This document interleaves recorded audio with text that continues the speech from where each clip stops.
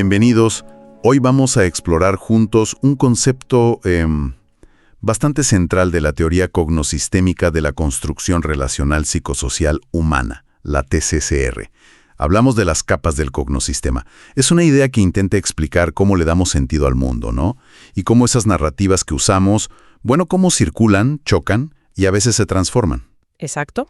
Y para este análisis nos basamos estrictamente en el capítulo dedicado a la dinámica de estas capas.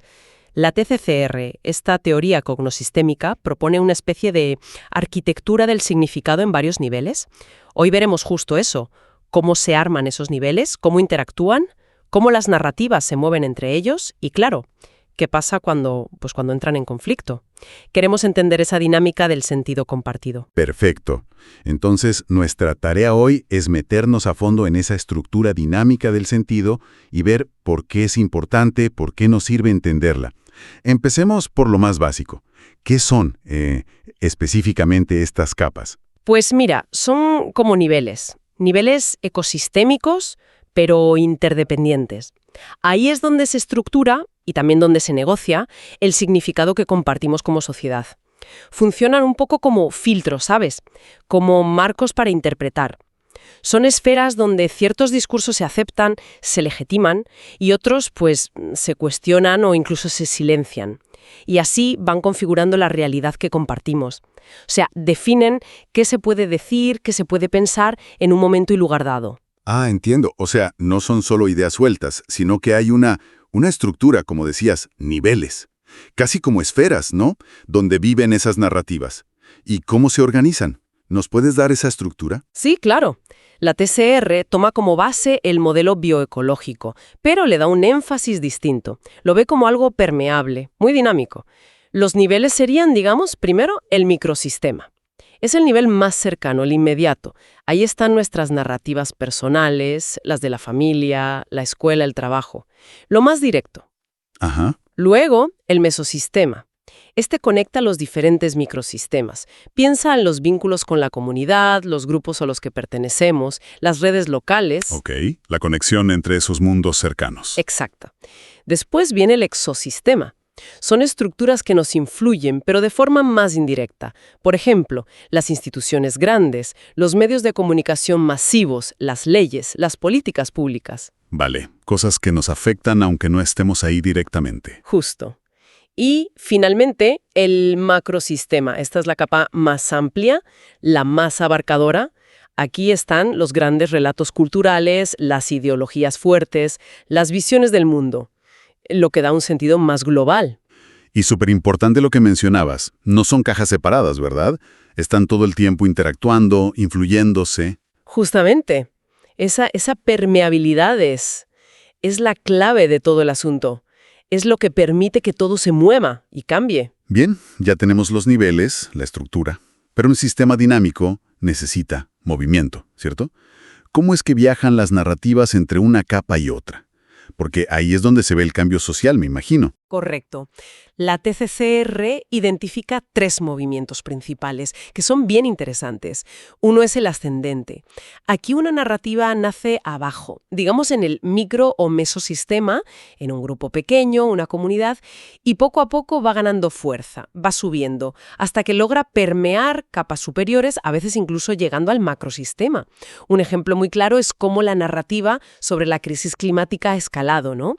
O la de ciertos derechos civiles. Claro, empezó más local o específico y se hizo global. Exacto. El valor de verlo así es que mapea cómo lo pequeño puede llegar a transformar lo grande. Luego está el movimiento descendente. Es el caso contrario. Narrativas que eran dominantes, hegemónicas, empiezan a perder legitimidad, se debilitan y como que se repliegan a capas inferiores. Ajá. Un ejemplo. Podríamos pensar en el declive relativo de la autoridad que antes tenían, sin cuestionamiento, ciertos medios tradicionales frente a todo el ecosistema digital de ahora. Entendido. Y falta uno, el horizontal. Sí, el horizontal. Este se da cuando narrativas que están en el mismo nivel empiezan a interactuar. Pueden converger, mezclarse, hibridarse, y de ahí salen nuevos significados. Por ejemplo, piensa en cómo se han fusionado ideas de la economía colaborativa con las de sostenibilidad o consumo responsable. Interesante. Hemos hablado varias veces de la permeabilidad. ¿Podríamos detenernos un poquito más ahí? ¿Por qué es tan crucial? Es que es el mecanismo que hace posible toda esta dinámica que describimos. Sin permeabilidad, nada circularía. Permite que las narrativas viajen, sí, pero también que los discursos muy rígidos se puedan fragmentar, se puedan cuestionar, y que el sistema completo, el cognosistema, se pueda reconfigurar. Explica cómo una idea que era marginal de pronto se vuelve central, o cómo las crisis, ya sean sanitarias, económicas, políticas, nos obligan a reestructurar el sentido que le damos a las cosas colectivamente. Sin esa permeabilidad, el sistema sería, pues, estático, rígido. Claro. Ahora, si hay movimiento y las paredes son porosas, digamos, pues inevitablemente va a haber roces, ¿no? ¿Qué pasa cuando las narrativas chocan de frente? Exacto. Ahí surgen las fricciones, las tensiones. Pasa cuando tienes narrativas con valores o con ideologías o con objetivos que simplemente son incompatibles y entran en conflicto directo. Y lo fascinante es que la TCR no ve esta fricción solo como algo negativo, un problema a evitar.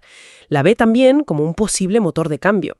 Estas tensiones pueden generar crisis simbólicas, claro que sí, pero también pueden forzar a que se reorganice la jerarquía de las narrativas, pueden abrir espacio para que surjan discursos alternativos o incluso híbridos. ¿Y esas fricciones, de dónde suelen venir? ¿Qué las provoca? Pueden tener varias causas. A veces es una desalineación profunda de valores, ¿no? Como visiones opuestas sobre la equidad social versus la meritocracia pura, por ejemplo. Otras veces son conflictos ideológicos más claros, libre mercado contra intervención estatal, ese tipo de debates. Y también pueden ser detonadas por crisis del contexto. Una recesión económica fuerte, un escándalo político grande, cambios tecnológicos que rompen todo, guerras, colapsos institucionales. Muy claro. Todo este andamiaje teórico suena muy potente. Pero, llevándolo a tierra, ¿cómo se traduce a la práctica? ¿De qué nos sirve entender todo esto? Pienso en el trabajo social, la comunicación, incluso en nuestras discusiones de todos los días. Es fundamental. Para cualquier disciplina que trabaje con personas, con comunidades, es clave. Si tomamos el trabajo social, que se menciona mucho en la teoría, este marco le permite al profesional identificar en qué capa, en qué nivel, están alojados los conflictos simbólicos que afectan a la gente. Ayuda a entender cómo las narrativas de todos esos niveles, desde la historia familiar hasta la cultura dominante, impactan en la vida real, en las oportunidades de las personas. Da herramientas para acompañar procesos donde la gente necesita renarrar sus propias historias, especialmente después de un trauma o en momentos de cambio social fuerte. O sea, ayuda a ver el cuadro completo de las influencias. Exacto. Y muy importante, da una base para intervenir de forma crítica, para poder cuestionar y desafiar esas narrativas dominantes que a veces generan exclusión o desigualdad. Pero las implicaciones van más allá del trabajo social, claro. Sirve para analizar discursos políticos, estrategias de comunicación o incluso a nivel personal para reflexionar sobre nuestras propias creencias y cómo se formaron, ¿no? De dónde vienen. Fascinante, la verdad. Queda muy claro que estas capas del cognosistema no son un mapa fijo, sino más bien la descripción de una arquitectura viva, dinámica. Un campo donde el sentido está siempre en juego, negociándose, transformándose. Comprender esa interacción parece esencial. Para seguir pensando, si nuestra manera de ver y entender la realidad se teje en estas capas de narrativas que están interconectadas y siempre en movimiento, ¿cómo cambia nuestra forma de enfrentar los desafíos, ya sean personales o colectivos, el ser conscientes de esta estructura que está por debajo? Y ser conscientes también de nuestra capacidad, aunque sea limitada, para influir en ella, ¿no? Para participar activamente en esa construcción de sentido. Una pregunta muy poderosa para quedarnos reflexionando. Muchísimas gracias por acompañarnos en este análisis tan interesante.